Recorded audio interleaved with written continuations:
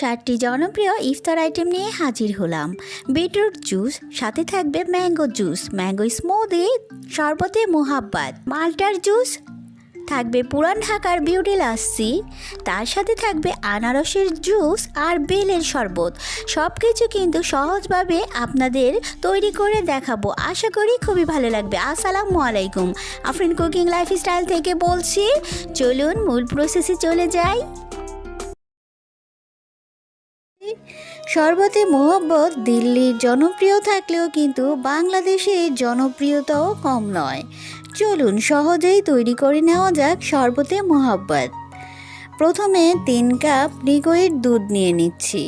দুধটা অবশ্যই আগে থেকে জাল করা ফ্রিজের ঠান্ডা ছিল। দিয়ে দিচ্ছি 3 টেবিল চামচ চিনি, খুব ভালো করে মিশিয়ে নেবেন।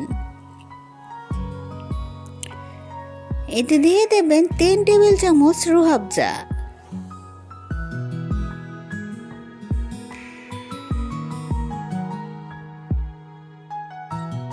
ওটাকে মিশিয়ে রেখে এখন তরমুজ নিয়ে নেবেন পছন্দ মতো, কম অথবা বেশি, কিন্তু কাটতে হবে একেবারে ছোট ছোট করে।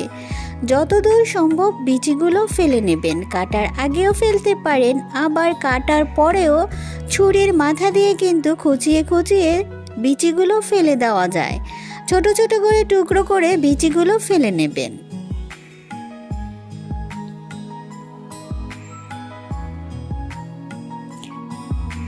এখন তৈরি করে রাখা দুধে দিয়ে দেবেন। খুব ভালো করে তরমুজটা মিশিয়ে নেবেন। বরফ কুচি দিয়ে দেবেন।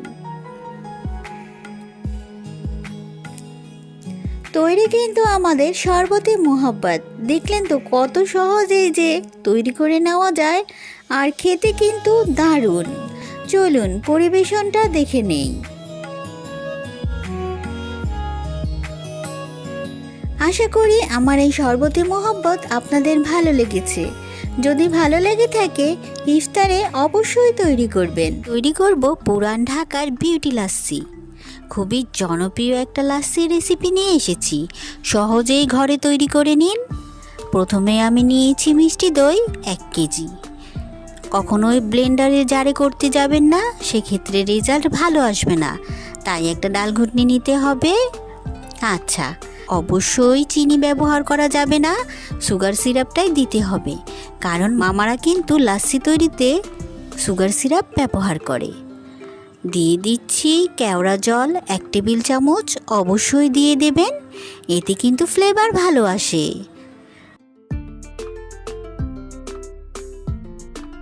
বিউটি লাস্সির মূল আকর্ষণ কিন্তু টুকরো টুকরো বরফ। এই বরফটা দিতে হবে। এভাবে ভেঙে লাস্সির সাথে বরফগুলো দিয়ে দেবেন। খেতে কিন্তু দারুণ লাগে।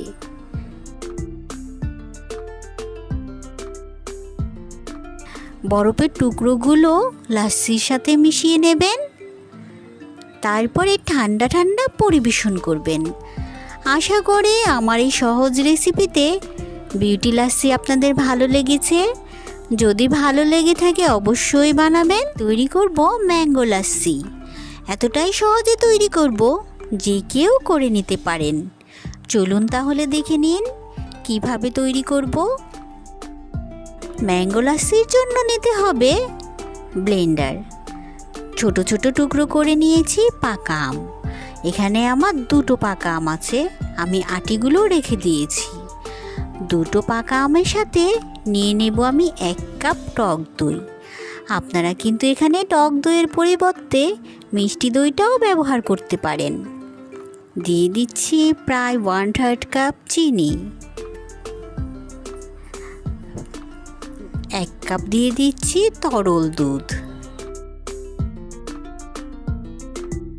সব কিছু একসাথে ব্লেন্ড করে নিচ্ছি। দেখলেন তো কতটা সহজেই ম্যাঙ্গো লাস্সি তৈরি করা যায়। এটা কিন্তু খেতেও দুর্দান্ত লাগে।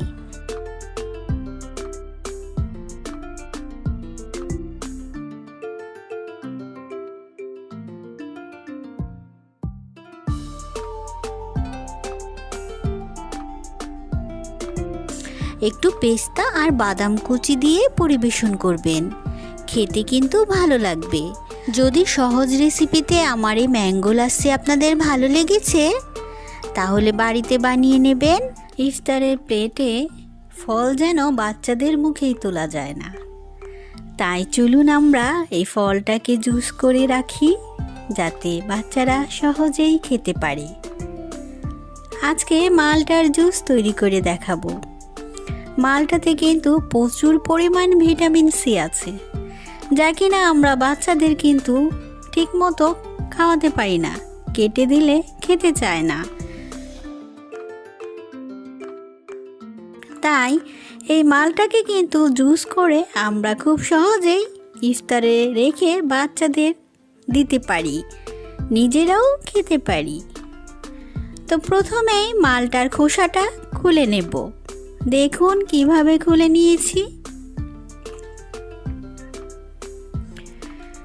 আবার চাইলে এভাবেও কিন্তু মালটার খোসাটা ছাড়ানো যায়।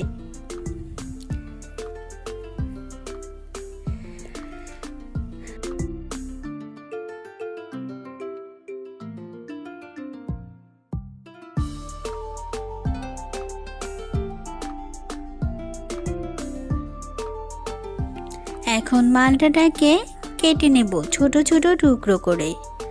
ভেতরে যে আঁশ থাকে সেটা ফেলে দেব, ছুরির মাথা দিয়ে বিচিটাও ফেলে দেব।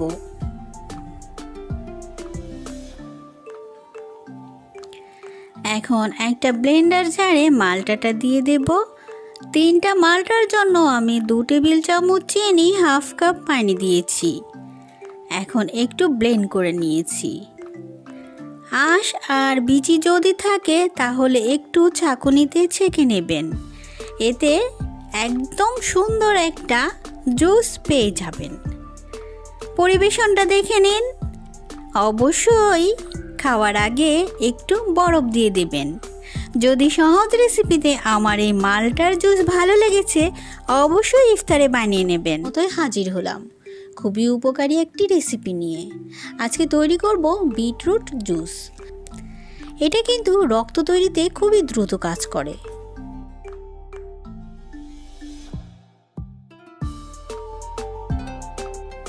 চলুন বিটরুটের জুসটা দেখতে থাকি আর উপকারী কথাগুলো জানতে থাকি। ভালো করে ধুয়ে খোসা ছাড়িয়ে নিতে হবে। যেহেতু বিটরুট অনেক শক্ত তাই একটা পিলারের সাহায্যে খুব সহজে খোসা ছাড়িয়ে নিতে পারবেন। বিটরুট কিন্তু শরীরে রক্ত হতে খুবই দ্রুত কাজ করে।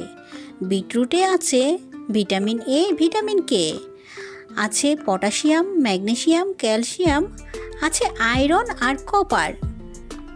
চলুন বিটরুটগুলো ছোট ছোট করে কেটে নেই, তারপরে একটা ব্লেন্ডারে জারে দিয়ে দেব।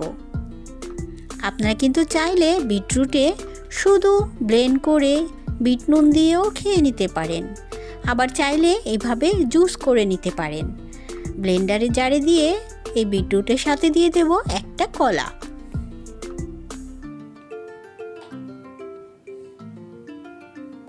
এর সাথে দিয়ে দেব কিছুটা বাদাম, দিয়ে দেব 1 গ্লাস তরল দুধ। সব কিছু একসাথে ব্লেন্ড করে নেব। দিয়ে দিলাম সামান্য চিনি। এখন খুব ভালো করে ব্লেন্ড করে নিয়েছি। দেখুন এভাবে আপনারা বরফের সাথে খেয়ে নিতে পারেন, আবার চাইলে একটু ছেঁকেও নিতে পারেন। যেভাবেই খান এর গুণাগুণ কিন্তু অনেক। যদি ভালো লেগেছে অবশ্যই বাড়িতে বিটরুটের জুসটা বানিয়ে খাবেন। তৈরি করব আনারসের জুস। এতটাই সহজে তৈরি করব যে কেউ তৈরি করে নিতে পারবেন। চলুন দেখে নিন খোসা ছাড়িয়ে আনারসের জুস তৈরি করা। প্রথমে আনারসটাকে কিন্তু ধুয়ে নেবেন, তারপরে এইভাবে খোসা ছাড়িয়ে নেবেন। খোসা ছাড়ানোর পর দেখবেন অনেক সারিবদ্ধভাবে কাটা বসে আছে। কাটাগুলোও কিন্তু খুব সহজেই ফেলে দেওয়া যায়। এভাবে ছুরির মাথা দিয়ে এভাবে করে কিন্তু সারিবদ্ধভাবে আমরা এই কাটাগুলো ফেলে নিতে পারি। এভাবেই ফেলে নেবেন। তারপরে আনারসটাকে আমি প্রথমে গোল গোল করে কেটে তারপরে ছোট ছোট টুকরো করে নেব।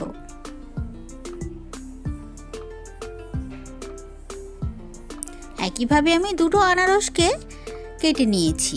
এখন ব্লেন্ডারে জারে দিয়ে প্রায় 3 টেবিল চামচ দিচ্ছি চিনি আর সামান্য পরিমাণ বিট নুন দিয়ে ঠান্ডা পানির সাথে ব্লেন্ড করে নিচ্ছি। ব্লেন্ড করার পর আরও কিছুটা ঠান্ডা পানি দিয়ে একটু ছেঁকে নিতে হবে। তারপরে উপর থেকে এই ফেনা ভাবটা ফেলে দেবেন, ঠান্ডা করে পরিবেশন করবেন। দেখলেন তো কত সহজে এই আনারসের জুস ঘরেই তৈরি করে নেওয়া যায়। যদি ভালো লাগে অবশ্যই বানাবেন। আজকে খুবই উপকারী আর সহজ একটি রেসিপি আপনাদের সাথে শেয়ার করব, বেলের শরবত। এর উপকারের কথা আমাদের সবারই কম বেশি জানা আছে। আজকে খুবই উপকারী বেলের শরবত তৈরি করব, যা কিনা আমাদের পেটের জন্য অনেকই কার্যকর। চলুন মূল প্রসেসে চলে যাই। বেলের শরবত তৈরি করার জন্য সবসময় পাকা বেল বাছাই করবেন। বেলটাকে ভাঙার আগে অবশ্যই একটু ধুয়ে নেবেন। একটা বেলুনি দিয়ে এভাবে ঘুরিয়ে ঘুরিয়ে ফেটে বেলটাকে প্রথম ভেঙে নেবেন। ভেঙে নেওয়ার পর খুবই সহজে একটা চামচের সাহায্যে বেলগুলো নেওয়া যাবে। দেখুন এভাবেই কিন্তু করলে বেলগুলো সব চলে আসবে। খোসাটা ফেলে বেলগুলো বের করে নিচ্ছি। আচ্ছা, এই বেলটা কিন্তু সব সময় পাওয়া যায় না, কিন্তু খুবই উপকারী। তাই আপনারা চাইলে এই বেলটাকে কিন্তু ফ্রোজেনও করতে পারেন। আমি দেখিয়ে দেব কিভাবে ফ্রোজেন করবেন। একইভাবে সবগুলো বেল বের করে নেব। এখন দুটো বেলের আমি শরবত তৈরি করব, আর দুটো বেলকে এভাবে র্যাপার দিয়ে ডিপ ফ্রিজে সংরক্ষণ করব। চাইলে জিপলক ব্যাগেও ভরে রেখে দিতে পারেন, ডিপ ফ্রিজে খেতে পারেন বছর জুড়ে। এখন বেলটাকে পানি দিয়ে খুব ভালো করে চটকে ভিজিয়ে রাখবেন 10 থেকে 15 মিনিট। 10-15 মিনিট ভিজিয়ে রাখার পর হাত দিয়ে কষলে কষলে আঁশ আর বিচিগুলো তুলে ফেলে দেবেন। ভিজিয়ে রাখার ফলে দেখবেন অনেক সহজেই বিচি আর আঁশগুলো চলে আসছে আর একটা পিউরি তৈরি হচ্ছে।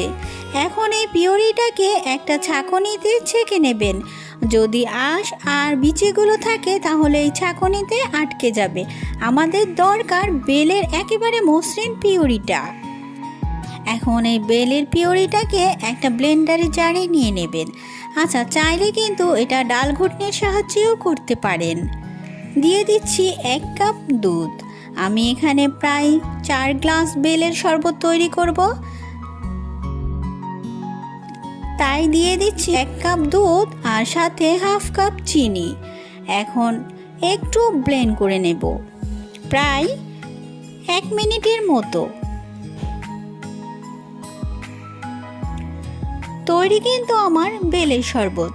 আচ্ছা, আমি যেহেতু এখানে বেশি পানি ব্যবহার করিনি, তাই বাটি ধুয়ে আমি এখানে দিয়ে দিচ্ছি কনকনে ঠান্ডা পানি। এখানে দুটো বেল দিয়ে প্রায় 4 গ্লাস শরবত আমি তৈরি করেছি। যদি সহজ রেসিপিতে আমার এই উপকারী বেলের শরবত আপনাদের ভালো লেগেছে, অবশ্যই বাড়িতে বানিয়ে নেবেন। ভিডিও ভালো লাগলে একটা লাইক দিয়ে দেবেন। চ্যানেলে নতুন হলে চ্যানেলে সাবস্ক্রাইব করে পাশে থেকে যেতে পারেন। সবাই খুব ভালো থাকবেন। আল্লাহ হাফিজ।